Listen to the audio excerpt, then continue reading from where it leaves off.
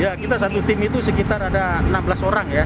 Personil kita ini jika dibutuhkan atau nanti suatu saat bila ditemukan kemudian butuh tenaga tambahan penyelam, nanti saya akan lapor Kapolda juga untuk mengirimkan mereka. Kita menyelam dengan menggunakan kecepatan ataupun pendorongan dari kapal selam. Proses-proses ini kita laksanakan sesuai dengan prosedur yang ketat, checklist yang ketat.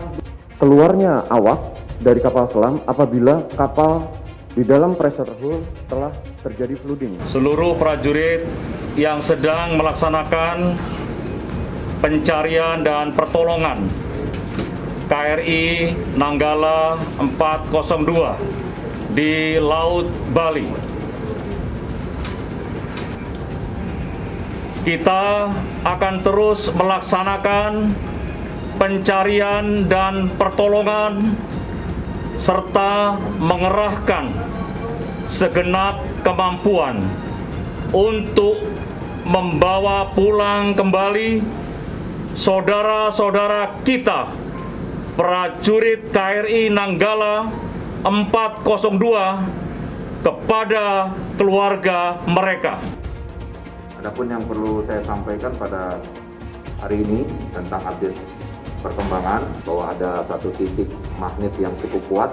Nah, itu mudah-mudahan itu tidak berubah, tidak akan dikejar ini.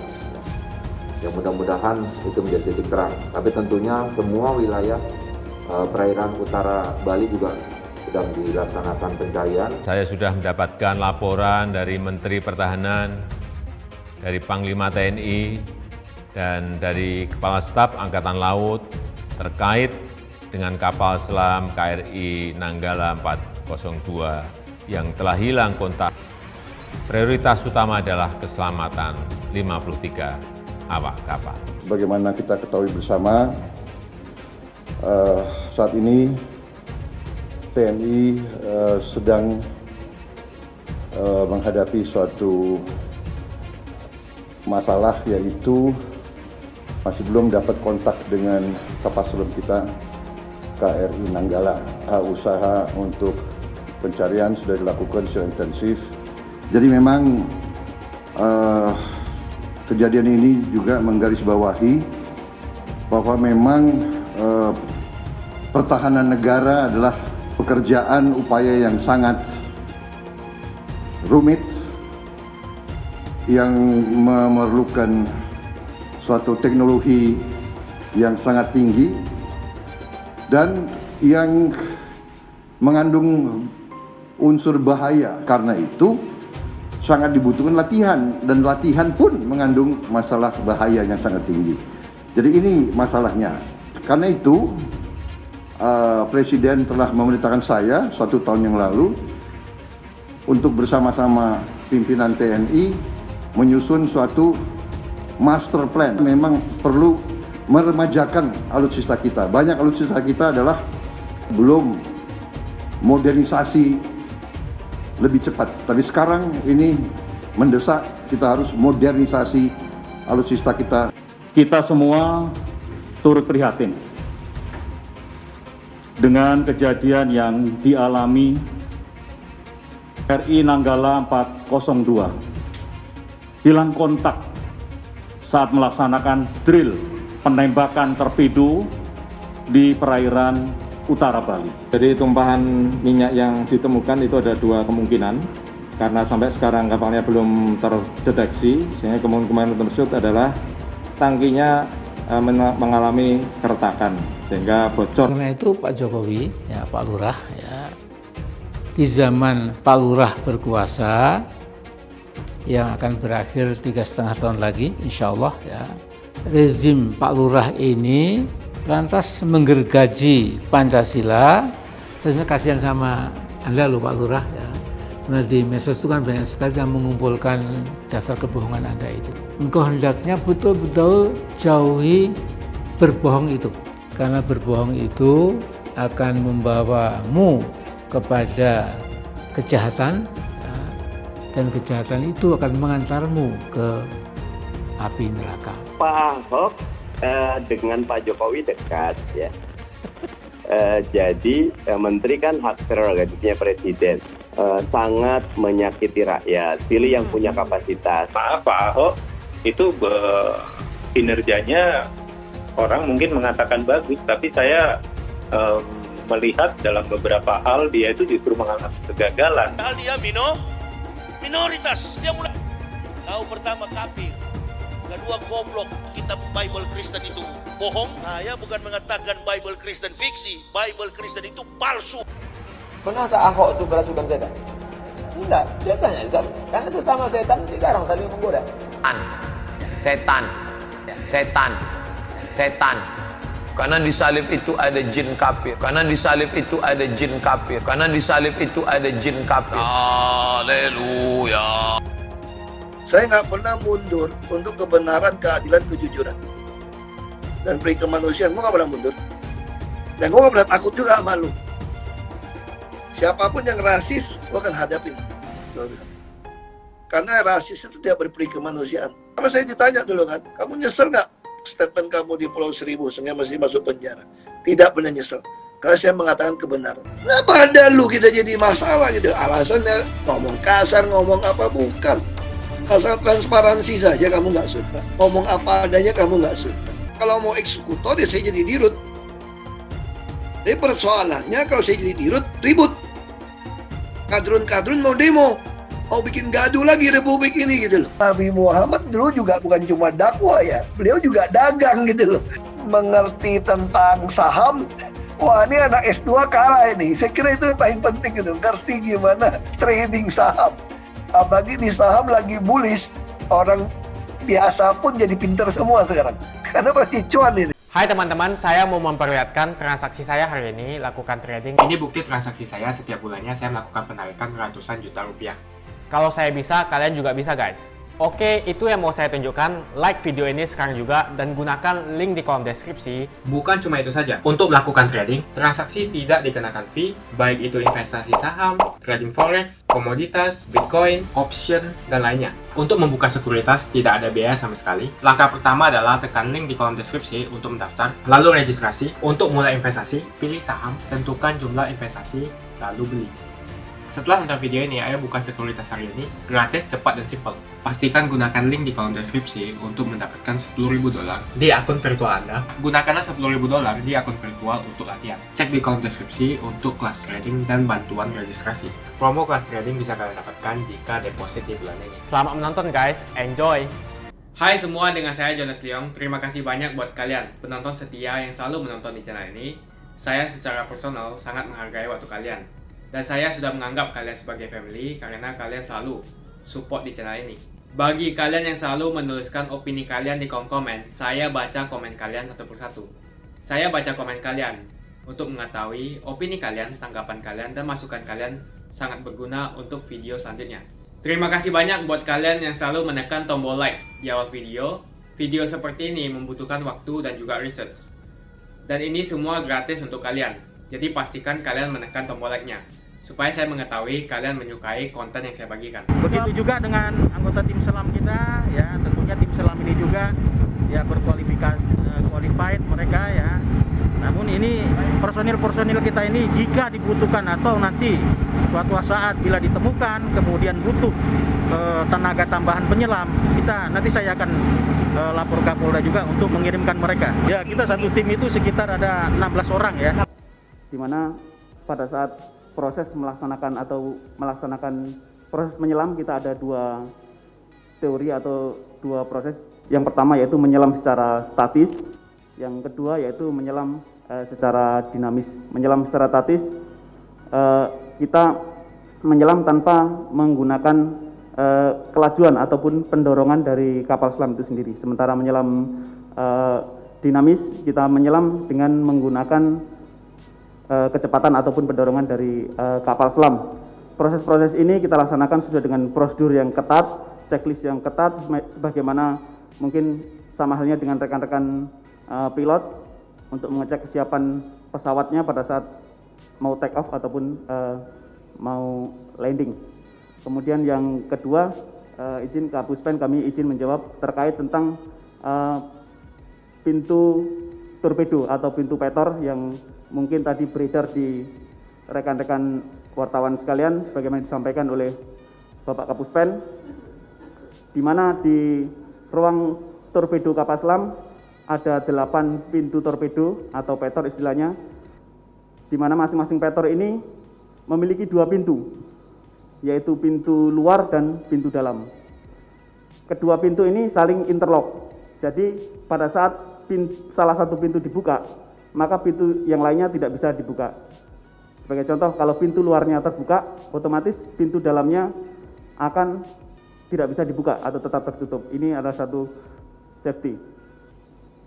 Kemudian pada saat membuka pintu dalam pun ada prosedur yang harus kita laksanakan, yaitu untuk mengetes udara ataupun cerat, adakah air ataupun benda yang masuk ke dalam pintu petor tersebut. Jadi tidak serta-merta kita buka. Kapal selam, alat keselamatan sudah lengkap dan sesuai dengan standar internasional yang diberlakukan oleh seluruh kapal selam di dunia. Jadi seluruh peralatan gini di sini disesuaikan dengan jumlah personil yang on board di dalam kapal selam.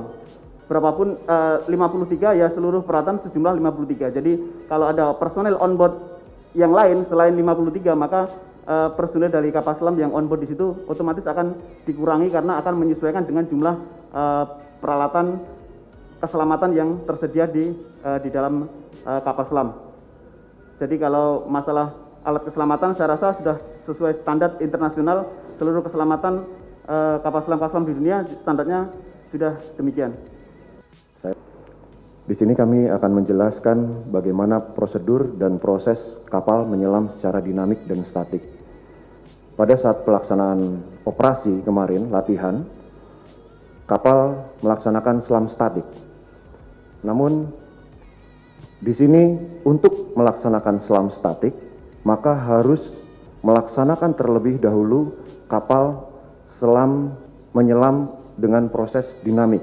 Dan itu sudah dilaksanakan oleh KRI Nanggala pada saat pelaksanaan LINLA atau lintas laut menuju daerah latihan untuk mencari keseimbangan atau well trim dari kapal tersebut. Selanjutnya setelah mendapatkan well trim, kapal baru diizinkan untuk melaksanakan selam statik. Dengan perhitungan yang ketat oleh diving officer, maka kapal tersebut bisa untuk melaksanakan selam statik. Selam statik adalah selam tanpa adanya pendorongan dari kapal tersebut. Sementara selam dinamik adalah proses menyelam pada saat kapal ada kecepatan, yaitu kecepatan 6 sampai 9 knot. Akan kami jelaskan proses kapal menyelam. Di dalam kapal selam mempunyai main ballast tank atau tangki pemberat pokok TPP. Pada saat kapal di permukaan, main ballast tank ini terisi udara. Selanjutnya untuk menambah buoyancy negatif, untuk menjadikan buoyancy menjadi negatif, maka udara yang ada di kapal di main ballast tank ini harus dikeluarkan dengan membuka katup ventilasi TPP. Prosedur sudah dilakukan. Perlu kami jelaskan juga, kapal tersebut mempunyai 6 main ballast tank. Nomor 1, 2 di buritan, nomor 3 dan 4 di tengah, dan nomor 5, 6 di haluan. Prosesnya ini sudah melaksanakan penghembusan TPP 1 dan 2, dan 3 selanjutnya 5 dan 6, dan terakhir 3 dan 4. Itu sudah dilaksanakan. Demikian kami sampaikan pelaksanaan proses selam dinamik ataupun selam statik. Tadi ada pertanyaan mengenai pintu keluar. Jadi ada 2 jenis escape di dalam kapal selam. Yang pertama, rush escape dan tower escape. Rush escape adalah keluarnya awak dari kapal selam apabila kapal di dalam pressure hull telah terjadi flooding atau air di luar sistem, di luar badan kapal, masuk ke dalam badan kapal. Kemudian tower escape atau yang dilaksanakan hanya dengan menggunakan baju MK11 tersebut. Jadi setiap apabila ini dilaksanakan apabila kapal tersebut tidak ada kebocoran atau pressure hull tersebut masih dalam kondisi baik, namun sudah tidak bisa dipertahankan daya apungnya. Seluruh prajurit yang sedang melaksanakan pencarian dan pertolongan KRI Nanggala 402 di Laut Bali.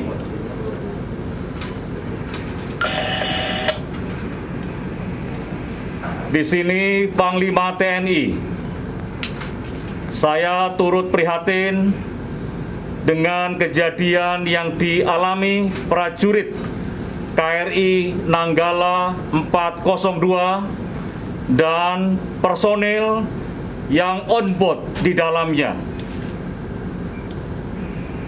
Kita akan terus melaksanakan pencarian dan pertolongan serta mengerahkan segenap kemampuan untuk membawa pulang kembali saudara-saudara kita prajurit KRI Nanggala 402 kepada keluarga mereka.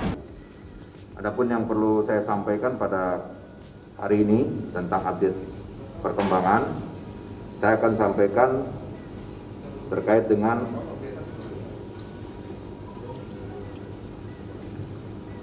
KRI yang dikerahkan pada proses pencarian. Jadi disampaikan 21 itu sudah satu termasuk KRI Alugoro.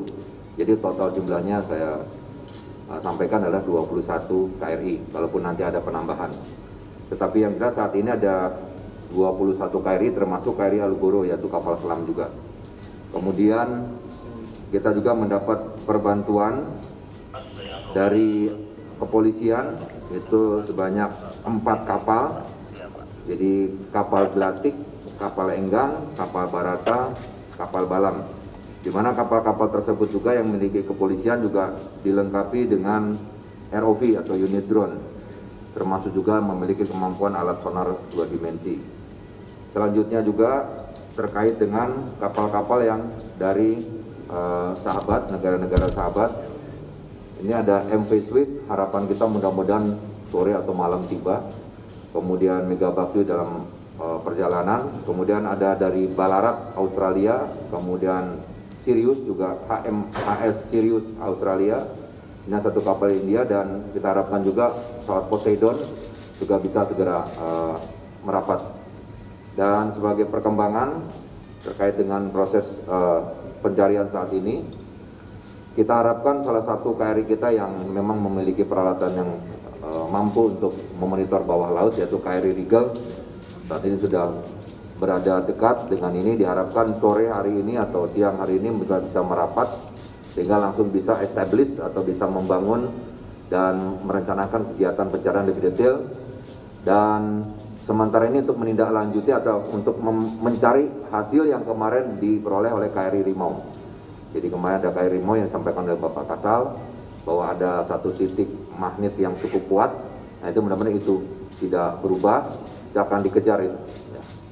Yang mudah-mudahan itu menjadi titik terang. Tapi tentunya semua wilayah perairan utara Bali juga sedang dilaksanakan pencarian dengan mengerahkan sedemikian banyak peralatan atau kapal yang ada, termasuk dari semuanya. Mudah-mudahan segala sumber daya yang ada ini kita kerahkan bisa mempercepat untuk mengetahui posisi yang pasti. Ya. Jadi ini mungkin yang bisa saya sampaikan ya. Dan sebagai informasi juga, tadi Bapak Kasal sudah berangkat menuju KRI Suharto dan Bapak Panglima TNI Serta Kapolri siang ini juga akan berangkat juga ke sana untuk memantau atau mengikuti proses pencarian secara langsung. Dan mudah-mudahan nanti setelah KRI Rigel merapat, beliau pun mungkin akan melihat langsung dari KRI Rigel seperti pada saat kita melaksanakan pencarian Sriwijaya Air itu kita bisa melihat ada sonar bawah laut, hasilnya seperti apa kondisinya. Ini mudah-mudahan bisa memberikan gambaran yang jelas. Jadi sementara itu yang bisa sampaikan, hal teknis lainnya mungkin nanti terkait. Baik, satu-satu. Untuk kaitan yang pertama ya, memang bagi sektor saat ini yang diutamakan adalah kapal-kapal yang memiliki kemampuan membaca sonar ya, dan ya.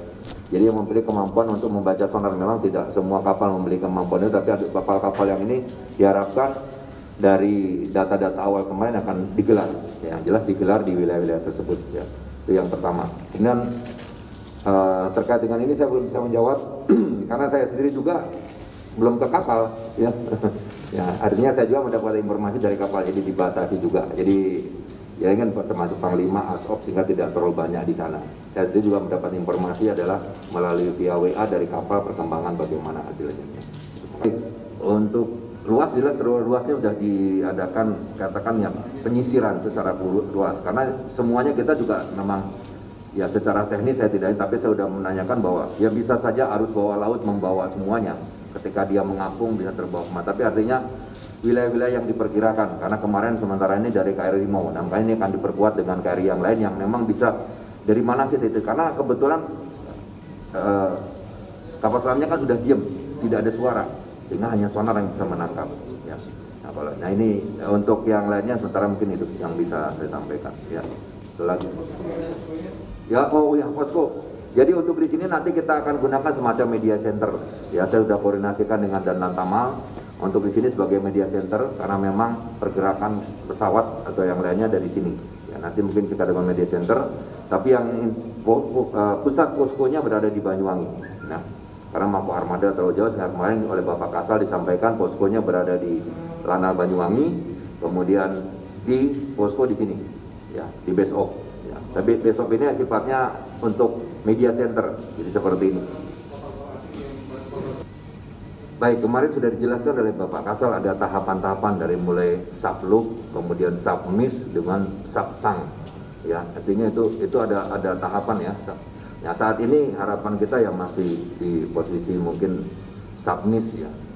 Nah, masih submis, jadi istilahnya hilang posisinya. Jadi saya belum bisa mengatakan ini karena ini tanah teknis ya. Saya sendiri juga belum tanyakan sampai ke situ, tapi yang jelas kita upayakan saja dulu lah, ya. Ya, kita tidak bisa memberikan spekulasi apapun terkait itu ya masalahnya ya. Jadi tapi ya kita harapkan pokoknya dengan batas waktu sampai besok kurang jam 3 dimaksimalkan hari ini. Ya, jadi kita mohon bantuan doanya hanya itu yang mungkin bapak-bapak atau rekan-rekan bisa lakukan, kita mohon doanya sehingga pasukan atau katakan peralatan yang sudah dikerahkan bisa maksimal, bisa segera menangkap posisi-posisi tersebut. Ya. Saya sudah mendapatkan laporan dari Menteri Pertahanan, dari Panglima TNI, dan dari Kepala Staf Angkatan Laut terkait dengan kapal selam KRI Nanggala 402 yang telah hilang kontak saat sedang melaksanakan latihan di perarian utara Pulau Bali pada hari Rabu 21 April 2021. Saat ini Panglima TNI dan Kasal memimpin langsung upaya pencarian di lapangan. Saya juga telah memerintahkan Panglima TNI, Kasal, dan Basarnas bersama-sama dengan instansi terkait lainnya untuk mengerahkan segala kekuatan dan upaya seoptimal mungkin melakukan upaya pencarian dan penyelamatan. Prioritas utama adalah keselamatan 53 awak kapal. Kepada keluarga awak kapal, saya memahami betul perasaan Bapak Ibu, semuanya saat ini. Tapi sekali lagi, pemerintah telah dan akan terus mengupayakan yang terbaik dalam pencarian dan penyelamatan seluruh awak yang ada di dalam kapal selam tersebut. Terakhir, saya mengajak seluruh masyarakat untuk mendoakan agar upaya pencarian dan penyelamatan ini dilancarkan, diberikan kemudahan untuk menemukan kembali KRI Nanggala 402 dan seluruh awaknya dalam keadaan selamat.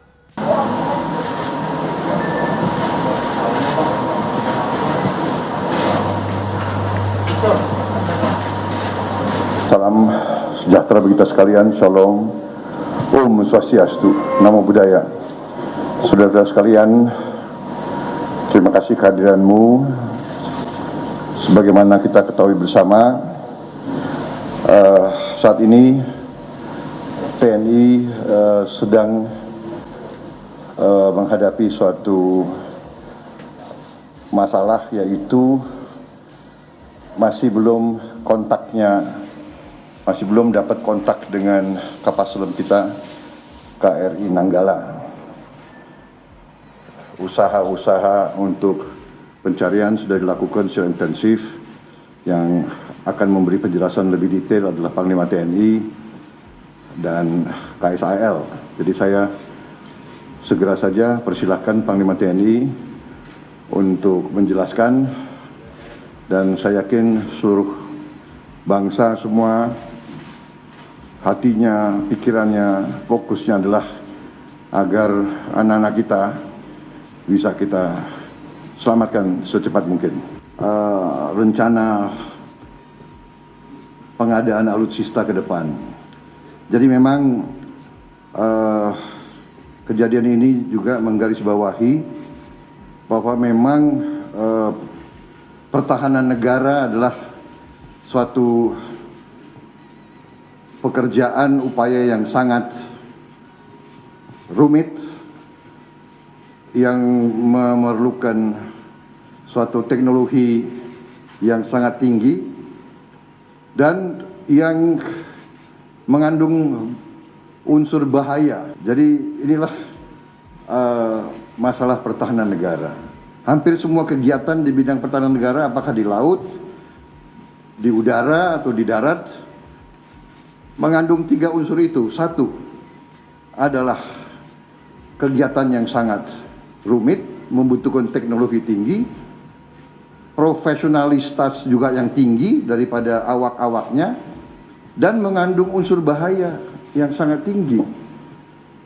Kemudian bahwa TNI untuk melaksanakan fungsinya harus dalam keadaan siap tempur setiap saat. Karena itu sangat dibutuhkan latihan, dan latihan pun mengandung masalah bahaya yang sangat tinggi.